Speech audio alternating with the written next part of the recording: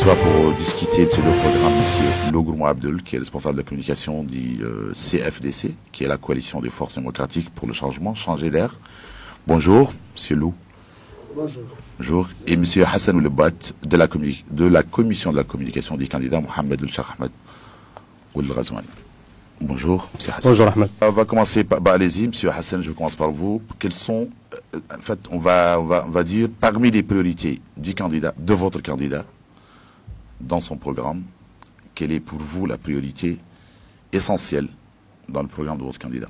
D'abord, je remercie la radio MFM pour cette occasion qui nous est offerte. Je remercie aussi Logourmo Abdel, mon tonton et mon grand frère, puisque normalement quelqu'un qui est de sa stature et qui a derrière lui l'historique qu'il a, il doit vous débattre avec quelqu'un de son vis-à-vis, un directeur de campagne ou quelqu'un qui est haut placé dans notre campagne. Accepter de débattre avec quelqu'un comme moi, c'est vraiment une preuve de démocratie de sa part que j'apprécie tout particulièrement.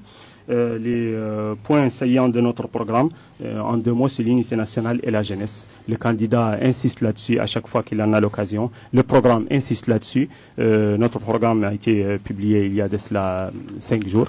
Je viens juste d'avoir le programme de Mohamed El Mouloud que je suis en train de parcourir à l'heure qu'il est. Donc je vais laisser plutôt le gouvernement. Donc l'unité nationale. Donc on va parler un petit peu de l'unité nationale et de la jeunesse. Voilà. Monsieur Le Gourmand, quelles sont parmi les priorités du candidat Mohamed Mouloud?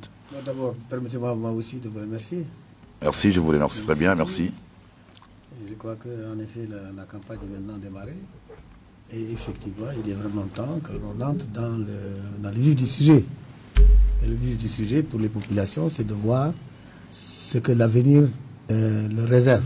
Et ce que les hommes politiques, et les femmes aussi, politiques, ont en quelque sorte dans leur viseur pour pouvoir peut-être améliorer leur existence, leurs conditions de vie ou continuer dans ce qui est en train d'être fait. Donc c'est la raison pour laquelle effectivement votre invitation pour moi est apparue comme opportune. Alors je remercie mon ami Hassan Oulebat qui est un ami avec lequel j'ai d'ailleurs eu beaucoup de disons, on a eu un compagnonnage, sur le plan de la démocratie, sur le plan des droits de l'homme. Il a dit qu'il apprécie, il sait que la réciproque est absolument vraie. Je l'apprécie beaucoup, j'apprécie son franc-parler, j'apprécie sa façon de poser le problème. Et disons, la modernité de la façon dont il aborde certaines questions. Donc, je n'ai pas hésité à proprement parler à venir. Je n'ai pas de préoccupation en général quand je viens discuter avec quelqu'un sur son statut ou autre, parce que je pense son âge. Ce qui importe, évidemment, c'est d'abord les auditeurs auxquels on s'adresse. Vous avez un message à passer. Le respect à passer, c'est d'abord vis-à-vis des Merci des beaucoup, auditeurs. on vous remercie tous les deux d'avoir accepté. Sur ce plan-là, je pense qu'il n'y a pas de problème. Le débat sera un débat nécessairement serein, parce qu'il va porter sur des idées, puisque les deux débatteurs s'apprécient. Donc, sur ce plan-là. Merci beaucoup, moi j'espère. Donc, Monsieur Lou, Monsieur Mohamed Mouloud, dans son programme, il dit la restauration de l'unité. Je vais juste finir, s'il vous plaît. Allez-y. Donc, maintenant, en ce qui concerne le cadre dans lequel on va intervenir, il s'agit évidemment d'un débat entre représentants ou un représentant de deux candidats. Voilà, et un échange dans ce cadre-là. Et maintenant, les priorités seront celles, évidemment, que chacun d'entre nous va mettre en exergue. Nous allons débattre sur cette base.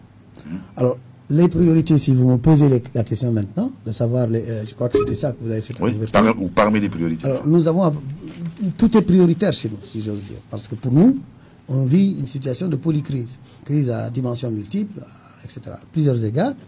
Il y a cependant des questions qui sont beaucoup plus urgentes. C'est surtout en termes d'urgence de prendre des mesures, parce qu'il y a beaucoup de problèmes qui se posent dans ce pays-là. Alors, donc, la priorité des priorités pour nous, c'est évidemment la défense de notre pays, de notre existence en tant que nation unie. Ça, c'est fondamental, parce que nous pensons qu'il y a des questions de cohésion sociale et d'unité nationale qui se posent. Donc, c'est la première priorité. L'autre priorité qui l'accompagne, c'est celle de normaliser la vie politique. Parce que la normalisation de la vie politique suppose que on ait un cadre politique et institutionnel qui permette des échanges normaux et une vie politique sereine. Et parce que c'est ça qui va conditionner tout le reste. Et le troisième élément, troisième axe, c'est évidemment l'axe d'amélioration des conditions d'existence des gens. A priori, d'ailleurs, c'est celle-là qui, en fait, vient si on devait vraiment faire une échelle, c'est celle-là qui viendra au tout début. Parce que c'est ça le but, en fait, après tout. C'est le but. Voilà. Mais là, M. Lo, dans votre programme, le programme de votre... Et enfin, juste un mot. Enfin, l'autre grande question qui, pour nous, est une grande préoccupation, c'est de remettre à flot l'économie du pays, l'économie nationale. On revient juste sur ce point, la restauration, ce que votre candidat a appelé la restauration de l'unité nationale, de l'unité et de la cohésion nationale. Enfin, un préalable absolu, là je cite, car un peuple désuni n'a pas de force. Nous trouverons une solution juste et équitable au passif humanitaire. Celle-ci devra préserver les intérêts des victimes et de leurs ayants droit, en vue d'ouvrir l'avant à une véritable conciliation entre les Mauritaniens. Là, quand on parle de passif humanitaire, pour les auditeurs, le passif humanitaire, c'est bien sûr l'exécution extrajudiciaire de plusieurs centaines de militaires ici de la communauté africaine et toute cette histoire, entre septembre 90 et février 91. Qu'est-ce que vous allez faire concrètement? Qu'est-ce que votre candidat va faire concrètement pour régler définitivement ce problème? Si le problème existe, bien sûr. Non, le problème existe. Il ne faut pas dire si le problème n'existe pas. Je pense qu'en tant que journaliste, c'est un fait que vous devez souligner, parce que, y compris d'ailleurs, j'ai vu, même dans le camp de ceux qui aujourd'hui sont au pouvoir, ont accepté qu'il y ait un passif humanitaire, puisqu'eux-mêmes ils disent qu'ils ont donné un début de solution, pour ne pas dire qu'ils ont donné une solution.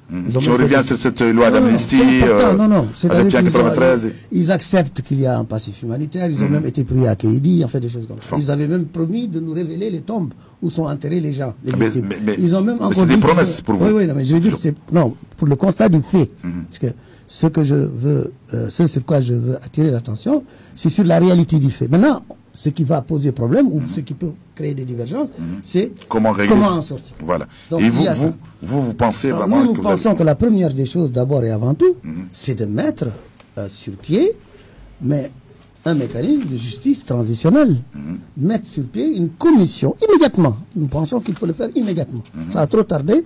Une commission justice, vérité, réparation et réconciliation nationale. Cette commission, elle sera une commission consensuelle. Elle sera composée de l'ensemble des représentants de ceux qui sont intéressés, y compris l'État et les personnes qu'on peut considérer comme étant les ayants droit, et ils poseront les actes juridiques, formels, qui permettront de dépasser définitivement cette situation. Donc voilà le premier élément qui est, pour nous, est devenu absolument indispensable. Alors si je pose le problème de la création de cette commission, c'est parce que jusqu'à aujourd'hui, on indemnise les gens, mais personne ne sait ce qui s'est passé. On indemnise les gens, on ne sait pas de quoi, par rapport à quoi. Personne ne sait dans quelles conditions ces gens ont été tués, ou alors déportés, ou alors interdits de travail, ou alors, je ne sais pas moi quoi. Donc il y a tout un ensemble de choses, qu'on appelle ça la catharsis, qui va consister à mettre sur le tapis les problèmes. Parce qu'un abcès, si tu ne le crèves pas, il te gangrène la jambe.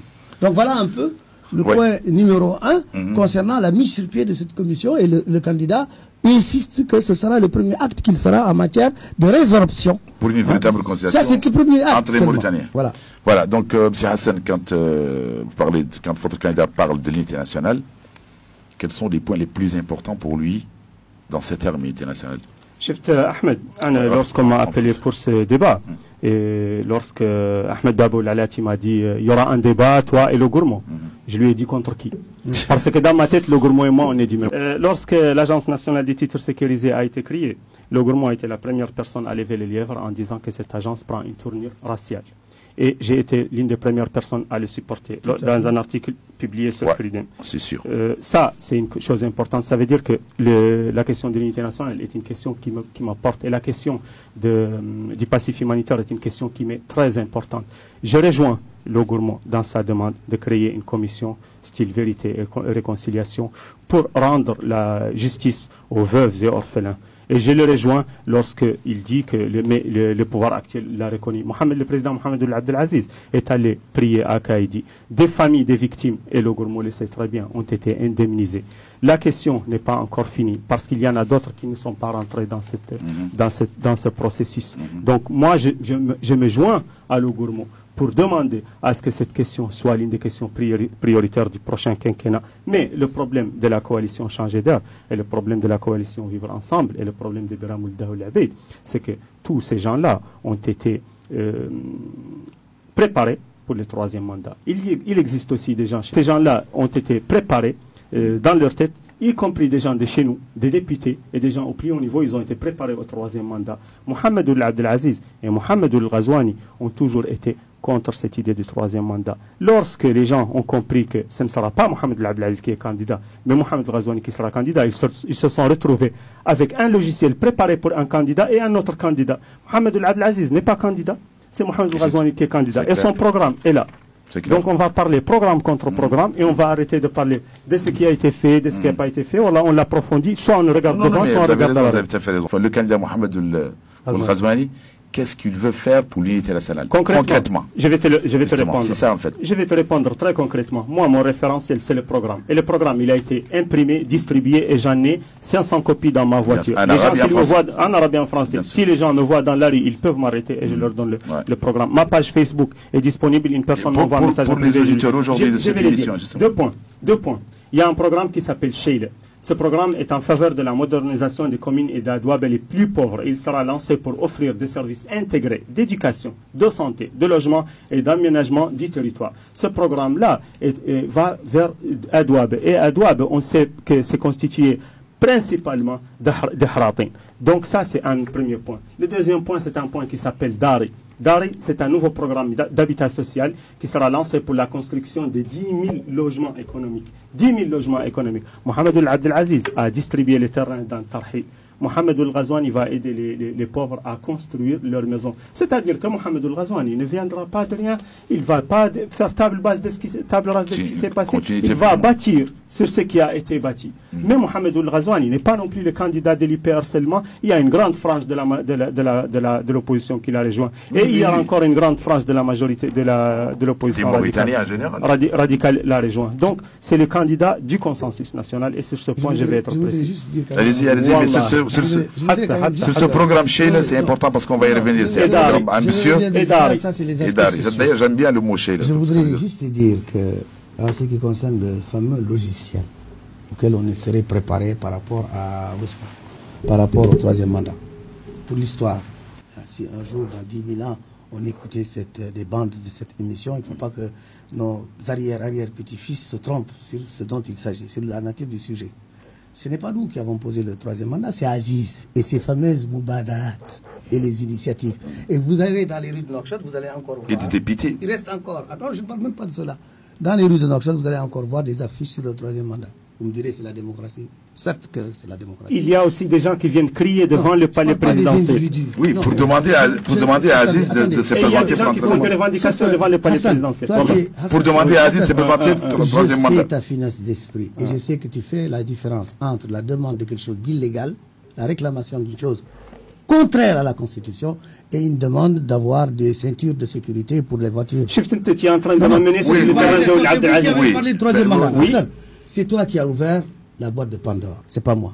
Anne, est-ce que j'ai dit quelque chose? Oui, mais là on défend un peu. Tu as commencé à attaquer les 10 dernières années. Aziz, justement, aujourd'hui, il va en entendre plein dans les oreilles. Il n'est pas candidat? Non. Tu perds ton temps? Je suis désolé, laissez-moi perdre mon temps, j'adore perdre mon temps. Le problème n'est pas là. Moi, ça m'arrange. Non, alors c'est parfait, on est des amis, je te ferai ce cadeau. Voilà. Mais le problème le plus important, alors chez nous, c'est que, comme tu l'as dit, toi-même, excuse-moi, toi-même tu l'as dit, je te dis tu.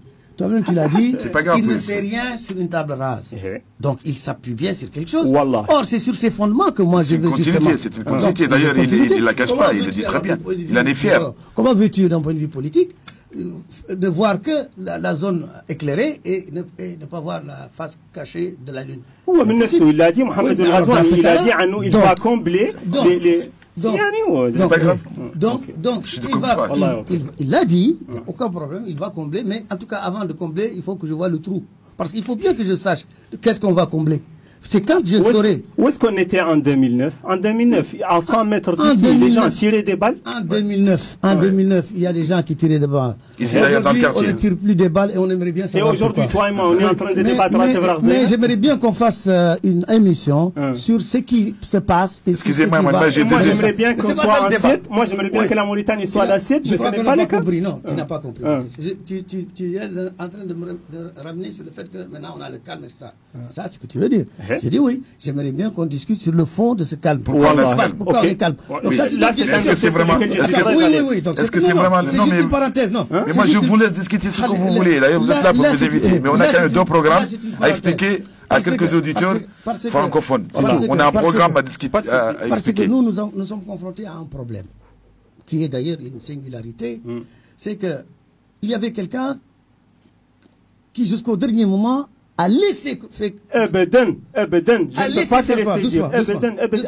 Depuis 2014, il dit qu'il ne sera pas candidat. Il ne l'a jamais dit d'ailleurs. Il n'a jamais dit qu'il serait président. Il n'a jamais dit qu'il ne sera candidat. Regardez. Qu'il serait candidat.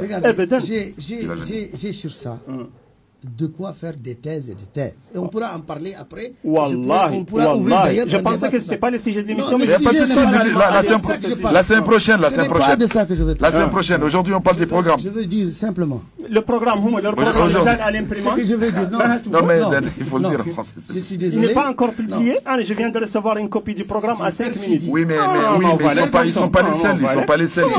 Nous avons 6 candidats. Il a annoncé hier à 17h. Oui, mais je rappelle qu'il y a 6 candidats et que pour le moment, on n'a que le programme de Mohamed Ghazouani et le programme de Mohamed Mourad. Regarde. Pour le moment. Incroyable quand même les autres candidats qui vont vers les électeurs sans programme. Comment on peut aller vers les... Si vous y allez, vous prenez... Non, c'est d'ailleurs pour ça qu'ils ne sont pas là. S'il avait sorti le programme, il serait évité. On va faire un débat marginal. Parce que la question du programme, chaque parti, chaque individu est libre de sa démarche. Non, pas du tout. Vous avez eu le temps. Ces dernières 5 années, vous étiez en train de faire quoi? Je n'ai pas fini. Votre candidat, il gérait l'armée. Et pourtant, il a eu le temps d'écrire et de publier un programme. Je n'ai pas fini. C'est bien pour ça qu'il est... Le seul problème pour nous, c'est que nous avons en face de nous une dictature qui a, jusqu'ici, et jusqu'à preuve du contraire, tu n'as jamais manqué de le faire savoir. Wallah, je t'aime beaucoup. Mais tu ne peux pas dire qu'on vit dans une dictature. Juste là, c'était la cassette de Oulataï. Laisse-moi parler. Non, quand je parle de dictature, tu sais bien de quoi je veux parler. Pour moi, dictature, c'est lorsque les jeux démocratiques ne sont pas respectés. Lorsque ce qui revient à l'opposition n'est pas respecté. Lorsque quelqu'un, parce qu'il est l'exécutif, décide de qui il va mettre en prison et de qui il va libérer le lendemain. Un dictateur, c'est quelqu'un qui, au sens impérial, au sens originel du terme, et tu le connais ce terme-là. Pas le sens Jules César. Bien évidemment.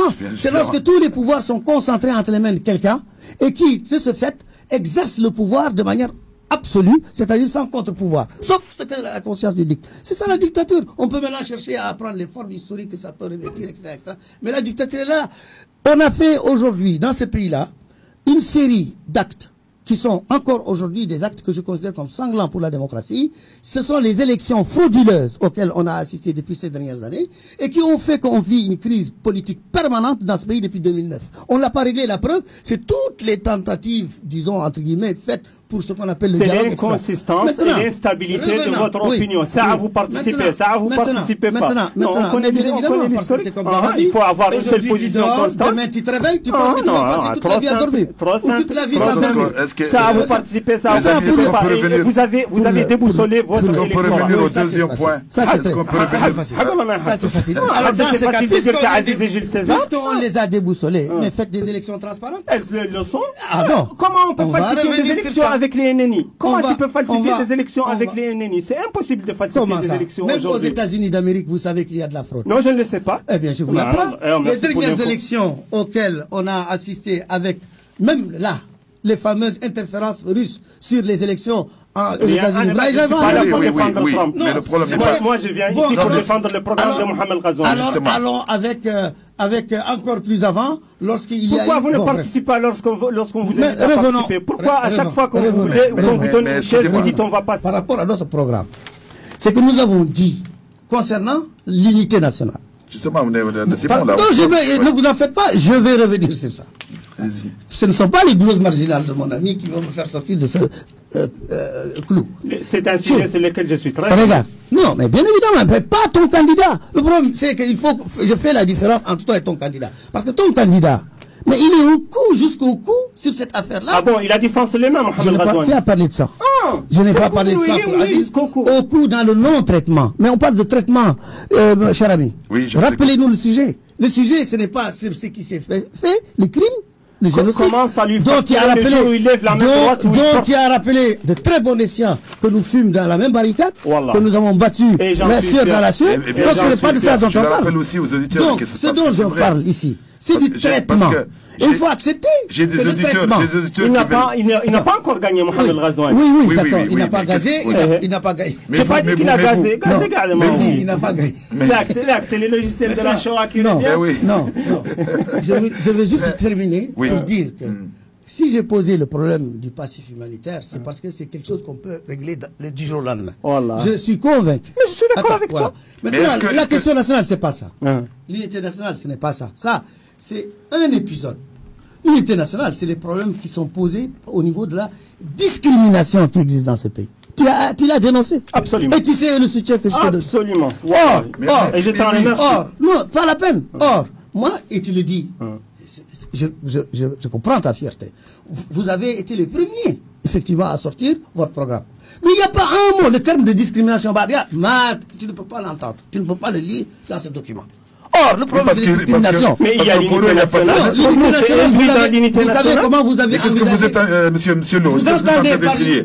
Monsieur Lo, vous êtes en train de dire que pour eux, ils disent qu'il n'y a pas de discrimination. Il n'y a pas de discrimination, sauf sur le plan de la pauvreté. Ça veut dire qu'ils ne reconnaissent pas le fait que la discrimination existe dans ce pays. Ils ne posent aucun des problèmes, d'ailleurs. Il faut lire le document. On pose les diagnostics et on pose des solutions. Je viens d'en citer deux. J'ai cité deux mesures. J'ai cité une mesure. J'aime bien le mot Sheila. Je vais vous donner le programme qui est encore mouillé. L'encre. Je vais vous donner les regarde, voilà, je vais vous lire. Je vais carrément lire. En matière d'unité nationale, d'abord, c'est la coexistence entre nos différentes communautés. Cette coexistence entre les différentes communautés est pourrie aujourd'hui. Et ça pose des problèmes aujourd'hui de l'unité, justement, en ces termes-là. Entièrement. C'est ce que vous avez appelé réconciliation entre les Khalil, attendez les solutions. Quelque chose de concret. Tu vas être étonné. Regarde, ce qui m'étonne, c'est que le programme est publié. Regarde, assurer une plus grande visibilité de la diversité socio-culturelle du pays. À quelle page? Page 2. Chantier 1, unité nationale et cohésion sociale. Avant-dernier point du programme.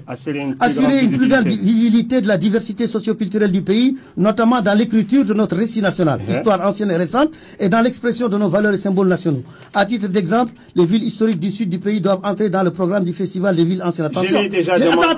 Attendez. Reconnaissance constitutionnelle du principe de diversité socio-linguistique et de genre. Langue nationale. Notre candidat en a parlé. Dans le choix des principales autorités de décision.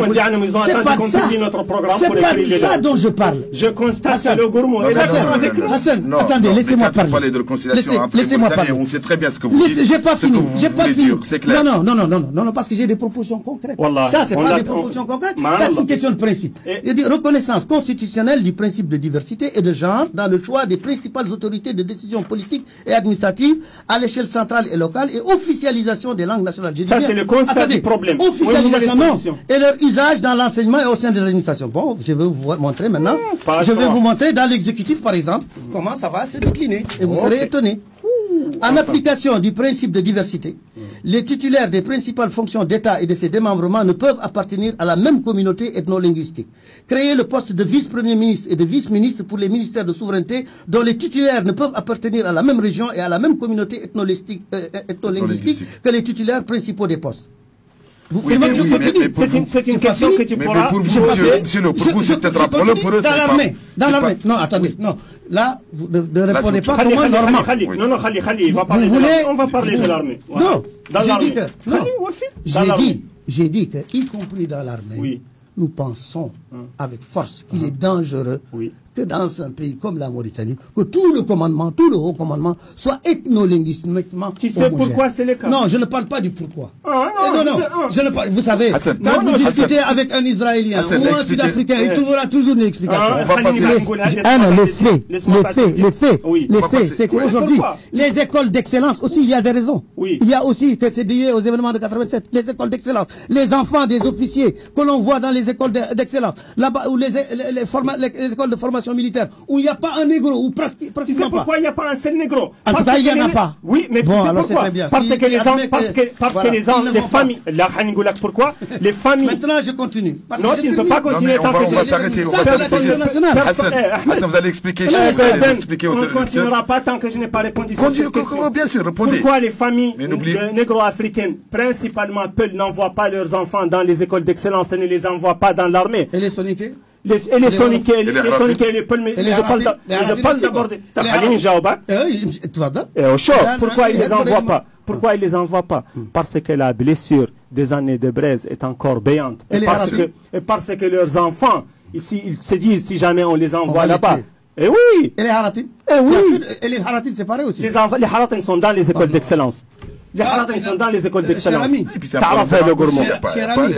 Justement, c'est un problème de langue. Parce que la langue, justement, justement, parce qu'on utilise la langue non pour unir le peuple. On est complètement sorti. On est dans le programme. Je suis désolé. Si tu me dis que tu sors dans le programme, je sors dans le programme, c'est parce que tu as peut-être toi. Je veux son aide pour convaincre les familles négro-africaines d'envoyer leurs enfants dans l'armée. Ça, oui, ça, oui. Je crois que c'est grave de le dire. Pourquoi? Parce que tous les jours, si tu vas dans les endroits où on recrute, tu verras des rangs et des rangs d'enfants négro-africains, de jeunes négro-africains. Mais il n'y a pas de ça. Elles sont rejetées. Mais évidemment, tu n'as pas parlé des enfants. Tu n'as pas parlé des enfants, tu as parlé du haut commandement de l'armée. Le commandement de l'armée et le collant continue. Parce qu'il y a un grand départ à la retraite. Et je t'ai dit à ce moment-là la formation. Et la formation, et donc ça prend 15 ans de former un commandant. Avant de former. Ça prend 15 ans de former un commandant à l'armée. Mais l'école d'excellence. Je lui réponds sur un dossier que j'ai Mais les écoles. Mais les écoles. Mais ne sortons pas du programme de nos candidats. Je suis dans mon programme, je vous ai cité des faits dans le programme. Oui, mais Hassan, je donne la parole à Hassan. Hassan, vous avez parlé de programme Sheila. Hassan a pris la parole. Votre candidat, du problème Sheila, essayez d'expliquer ce programme aux auditeurs de l'émission. Voilà. Shift, il existe un triangle qu'on appelle le triangle de la pauvreté, qui est constitué des adouab. Dans ces adouab, Mohamed Abdelaziz a permis qu'il y ait des programmes d'abord basés sur l'éducation, c'est-à-dire la construction d'écoles, et ensuite les secteurs alimentaires. Il l'a déjà fait. Oui. Il l'a déjà fait. Oui, mais bien sûr, c'est les candidats. Les candidats, c'est les candidat. Parlez d'Aziz, ok. Je parle bien sûr d'Aziz. Mohamed El Ghazouani, là encore, puisque c'est un principe général, il va construire sur ce qui a déjà été bâti. Et donc, il y aura, comme je vous ai dit, des programmes en faveur de la modernisation de ces communes, et surtout les plus pauvres. Et donc, le programme qui sera lancé, ce sera des services dans l'éducation, dans la santé, dans le logement, dans l'aménagement hydro-agricole, dans la semi-mécanisation de l'agriculture et de l'énergie. Et d'ailleurs, il a parlé des financements. Mais bien entendu. On l'a fait des heures. Vous voulez peut-être que je vous dise ce que nous avons. Vous voulez expliquer ce programme Sheila. Vous avez fini le programme Sheila. Vous voulez peut-être que je vous dise aussi là-dessus ce que nous avons? Oui, bien sûr. Concernant notamment la lutte contre l'esclavage, mais pas seulement, parce qu'il n'y a pas, il y a l'esclavage. Il y a la question des classes, il y a la question des tribus, il y a la question des discriminations. Il y a plein de problèmes. Il y a des problèmes fondamentaux, mais il n'a pas dit contraire. Dont certains sont de traitement économique et social. Et c'est par rapport au traitement économique, effectivement. Il est clair que le problème doit être réglé à la racine. Il est clair qu'un des problèmes majeurs auxquels on est confronté sur la question haratine est né du fait où se développe, ou se maintient, du fait que, à l'origine, du point de vue de la racine même, les gens vivent dans des conditions tellement effroyables que même dans certains cas, les esclaves, entre guillemets, je ne parle pas de haratine en tant que tel, mais des esclaves qui continuent à vivre de l'esclavage à proprement parler, sont en quelque sorte enferrés dans leur terroir auprès du maître, parce qu'ils n'ont rien à manger. Parce que s'ils vont pour les libérer, il faut créer un autre cadre économique, un autre contexte dans lequel ils peuvent s'épanouir et ils peuvent, etc. De ce point de vue-là également, nous, comme vous, nous avons un programme particulier qui est celui, et même d'ailleurs privilégié, puisque nous utilisons explicitement le terme de discrimination positive, terme que vous n'utilisez pas, et je comprends. Mais je veux dire par là que je vous... C'est dans l'esprit de notre programme. Ce que vous avez fait... La discrimination politique est dans l'esprit de notre programme. Mais je vais t'étonner. Je vais t'étonner. Tout à l'heure, tu dis que tu vas m'étonner. Puisque là, je ne suis pas étonné. Je vais juste dire que nous, si vous préconisez quelque chose de bon dans votre programme, et on l'a dit ici, tout en ayant en vue nos différentes approches, je serai également attentif au programme des autres candidats et serai prêt à en recueillir les propositions et suggestions qui me sembleraient pertinentes. De même que je serai ouvert aux critiques objectives et etc. On dit la même chose. Notre candidat a dit qu'il va ouvrir la porte au dialogue une fois qu'il sera élu, Inch'Allah. Oui, d'accord.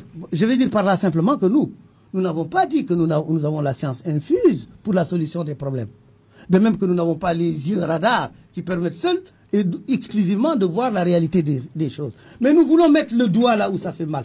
Peut-être que vous avez une candidature très particulière. Peut-être que vous êtes plus critique ou vous serez plus critique demain quand vous allez au pouvoir. Parce qu'il vous faut couper un cordon ombilical. Là, on revient un petit peu. On revient un petit peu. Situation qui est compliquée. Je sais que... Attends, je termine. Oui, rapidement.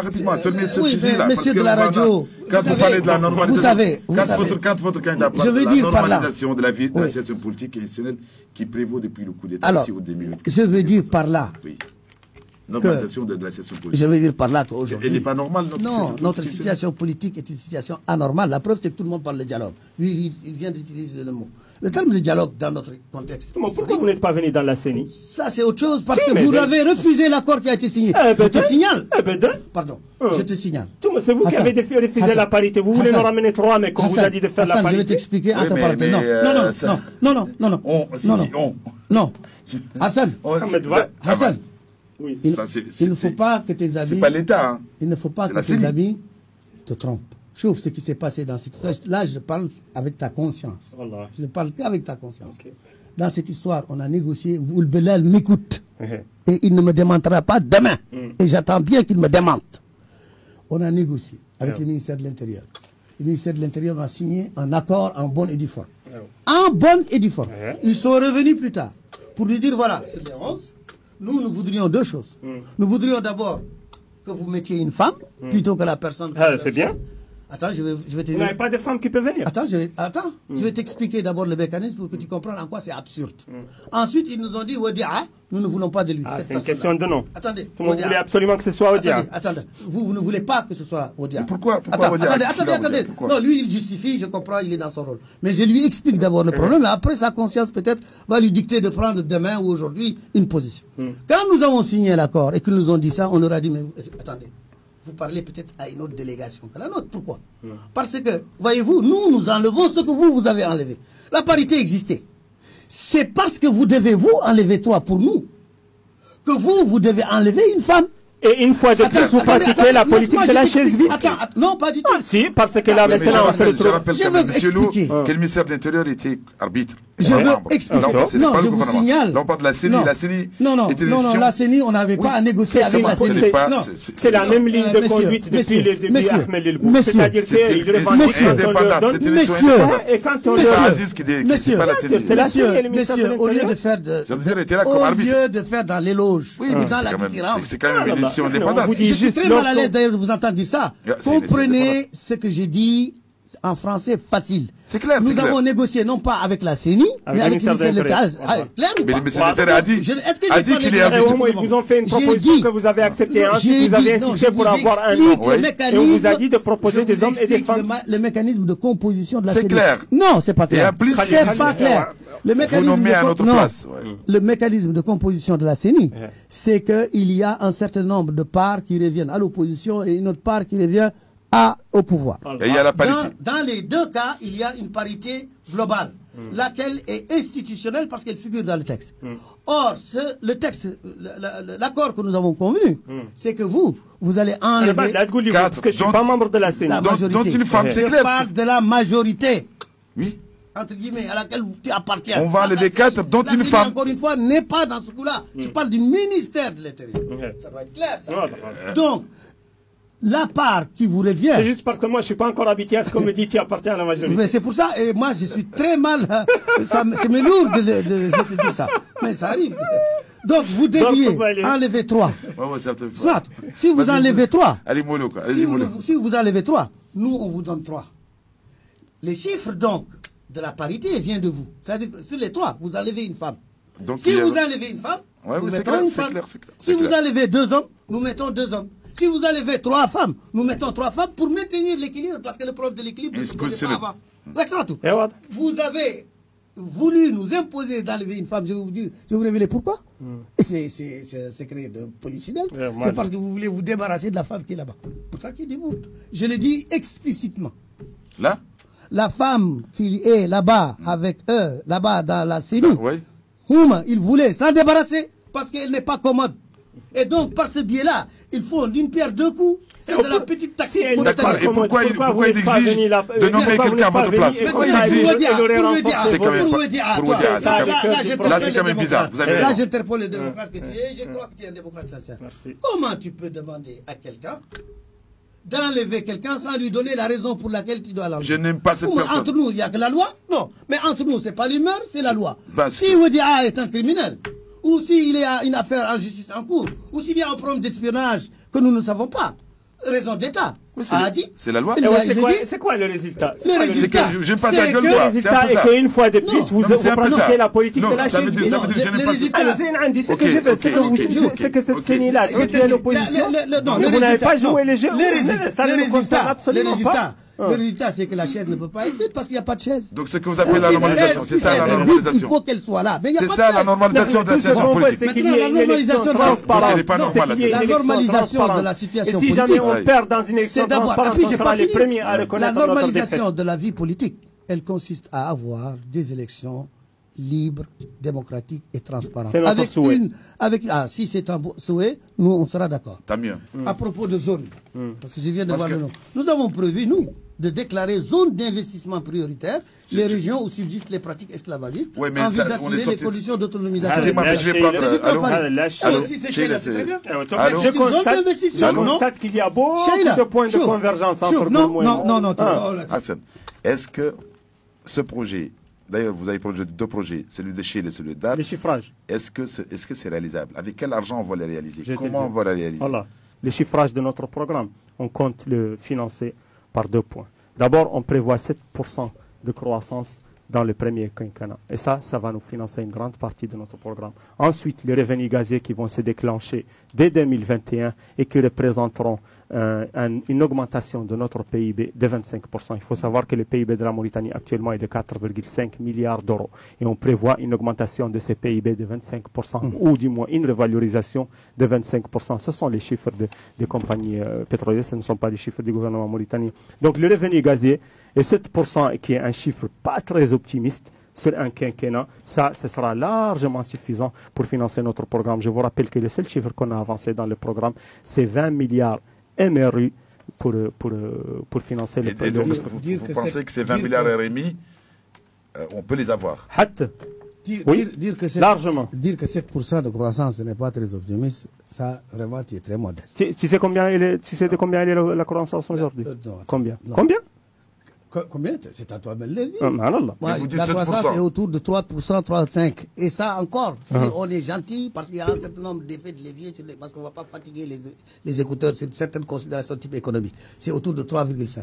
Vous me dites que c'est 7%. Vous avez fait toutes vos projections, je vous crois. Encore que moi, les chiffres, avec ce pouvoir, avec les institutions que nous avons... Je vais te faire grâce de ne pas faire un débat des chiffres parce que tu m'as fait grâce de ne pas parler droit. Je n'ai pas parlé, non. Non, mais regarde. Est-ce que vous pensez c'est réalisable ou non? Attendez, non. Parce que Mohamed Mouloud a sorti la même chose. Il a parlé de 200 000 pour aussi. Est-ce qu'il peut réaliser? Ce sera réalisable à condition qu'eux, ils nous disent clairement qu'il y aura une rupture dans la façon de gérer cet État. Le problème n'est pas d'argent. Pardon. Ça veut dire que le problème n'est pas un problème d'argent. Regarde, la SNIM a eu énormément d'argent. Je dis bien énormément d'argent. Tellement d'argent qu'ils ne savaient pas où le mettre. Ils ont financé tout et n'importe quoi, y compris des immeubles, des hôtels. Tout et n'importe quoi. On a financé des avions et on a financé des immeubles. Laissez-moi parler. Les avions, ce n'est pas le rôle de la SNIM de le faire. Et tu le sais très bien. Tu sais très bien cela. Et tu sais très bien. Tu voulais qu'on laisse la nouvelle société aérienne suivre les chemins d'Air Mauritanie. Ce qu'on veut, c'est qu'ils n'ont qu'à les laisser. Ils n'ont qu'à les laisser. On l'a renfloué. On lui a évité la faillite. Doucement. Donc, tu confirmes. Vous voulez continuer dans cette gestion calamiteuse des biens de l'État. Et si Mauritanie j'avais fait jamais ce pays, je dis bien, jamais ce pays n'a eu un problème de gestion en ce qui concerne ses biens que maintenant. L'argent, ce sont les richesses d'un pays. Les richesses d'un pays, nous, malheureusement, nous sommes trop riches et nous ne vivons que de ce que la nature nous offre. Pour le moment, on parle c'est les mines, c'est le poisson. Je vous parle de votre programme. Il m'a posé une question. Attendez, j'ai fini. Est-ce que déjà c'est réalisable? Le problème. Attendez, est-ce que c'est réalisable? Je vais financer à peu près de la même façon que toi. Ah, ok. Parce que c'est qu'il n'y a pas un secret. C'est pas un problème de triche, mon vieux. Vous avez effectivement des grands techniciens. Nous sommes des nullards, on le sait. Nous ne connaissons rien. Pas dit ça. Donc, si vous êtes en mesure de sortir aussi des chiffres pour faire des financements, souffrez que de notre côté ici, on est des spécialistes. Le problème n'est pas là, moi je n'ai même pas parlé de la fiabilité des chiffres. Encore que, je sais ce que ça veut dire les chiffres dans ces pays, et toi tu le sais mieux que personne. Y compris des chiffres qui ont été donnés à la Banque mondiale. Mais comment vous allez réaliser vos non, je dis que si on doit gérer ces pays, allez-y. Dans la continuité de ce qui est fait jusqu'ici, si dans ce pays il va y avoir poursuite de la corruption généralisée dans laquelle on voit, excusez-moi, des marchés publics, dont vous-même. Vous l'avez pas? Oui, Mokhtar, allô? Oui, Mokhtar. C'est bon, c'est coupé. Monsieur Lo, continuez par rapport à la présence de Aziz. Non, je termine d'abord cette idée-là. Attendez, parce que ça, c'est anecdotique. Cette histoire de présence d'Aziz à Nouadhibou, pour moi, c'est anecdotique. Aziz a le droit d'aller où il veut. S'il veut, il peut venir participer au meeting de l'Ogourmo ou de trucs. C'est son droit. Je l'avais déjà dit. Oui, allô? Oui, bonjour, M. Mokhtar, bonjour. Allô? Un chef d'État en exercice n'est pas interdit de campagne. Merci. Ça doit être très clair et net. Je l'ai déjà dit lorsqu'on a parlé des élections législatives. Non, c'est le droit. C'est clair et net. Quand une chose est permise, pour moi demain je vais être chef de l'État peut-être, Mohamed Mouloud il va gagner, il ne va pas faire une campagne si moi je devais aussi me présenter pour le deuxième mandat. Je le ferai parce que c'est notre droit. C'est le droit du président Aziz de faire la campagne qu'il veut avec son ami. La seule chose qui lui est interdite, c'est d'utiliser les moyens de l'État. Il a pris un billet d'avion sur la compagnie régulière. Ce que j'ai dit, c'est que et il est monté avec les passagers. Ils l'ont pris en photo, voilà. Il a discuté avec eux. En tout cas, l'utilisation des moyens de l'État, c'est ça la gabegie. C'est ça qui est illégal, c'est ça qui n'est pas acceptable. Vous allez répondre à des questions parce qu'on a, écoutez, on a 5 minutes pour tout.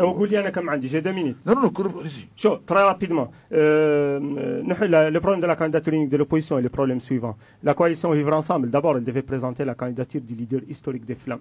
Mais on sait très bien qu'il y a eu une ligue des personnes qui ont poussé la candidature de Khan Hamidou Baba. Donc ce n'était pas lui le candidat d'origine, c'est plutôt un candidat par défaut. Mohamed Mouloud a toujours poussé pour qu'il y ait une candidature de l'opposition, une candidature unique. Et comme il n'a pas réussi à la faire, il s'est présenté lui-même et du coup on se retrouve avec lui qui est comme candidat par défaut. Normalement, le candidat de l'opposition unie devait être celui qui s'est présenté en premier, c'est Biram Daoulabi. Demandez-leur pourquoi ils ne l'ont pas soutenu. Moi je ne sais pas. Il s'est présenté, il avait la légitimité nationale et internationale. Et pour moi, lui, il devait être leur candidat unique, mais ils ont choisi de ne pas le soutenir. Du coup, il se retrouve avec une tripotée de candidatures et il se trouve avec 0 programme.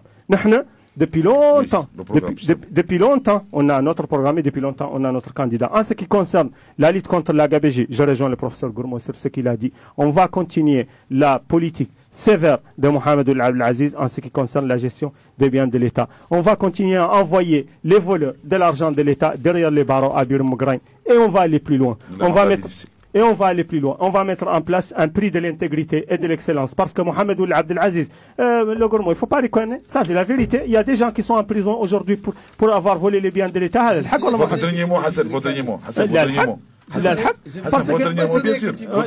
Le dernier mot, c'est qu'on va créer le prix de l'intégrité et de l'excellence pour aller plus loin, pour récompenser les gens qui viennent à l'heure au boulot et qui ne détournent pas l'argent de l'État. Donc, ce sera une politique à double levier. Sanctionner et récompenser.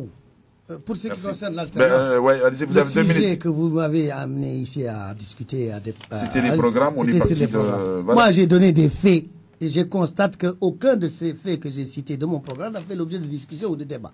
Ça aussi, il faut le dire et le souligner. Ensuite, le deuxième élément, la question de savoir est-ce que l'opposition va faire l'alternance et comment et dans quelles conditions, c'est dépassé. Maintenant, on est dans la bataille. La guerre, on y est, la guerre électorale, on est en plein dedans.